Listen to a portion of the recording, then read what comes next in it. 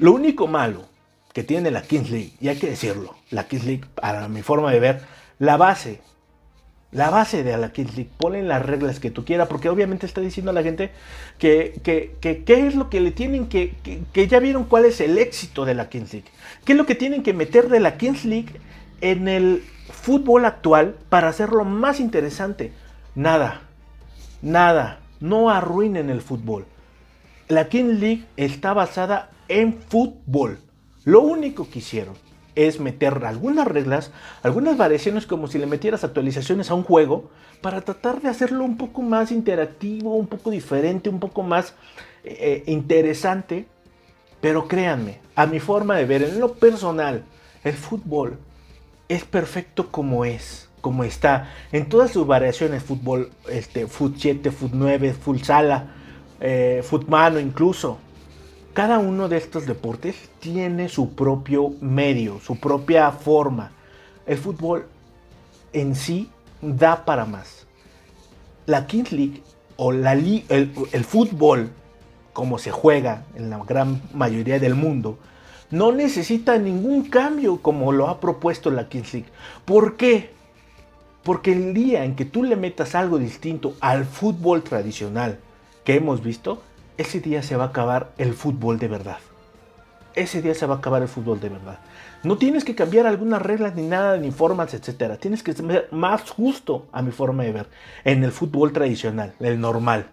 Tiene que ser más justo y que sea más competitivo.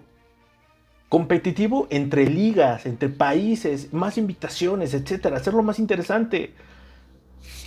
Eso es lo que yo creo. Por ejemplo, Copa Libertadores. Copa Libertadores ya no es tan atractiva. ¿Qué es lo que necesitan? Les guste o no les guste. Necesitan equipos mexicanos en la Copa Libertadores, porque era mucho más interesante.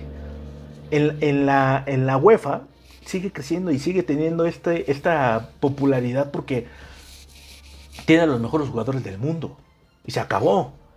Pero el día que le metan algo diferente al fútbol, ese día se va a acabar el fútbol.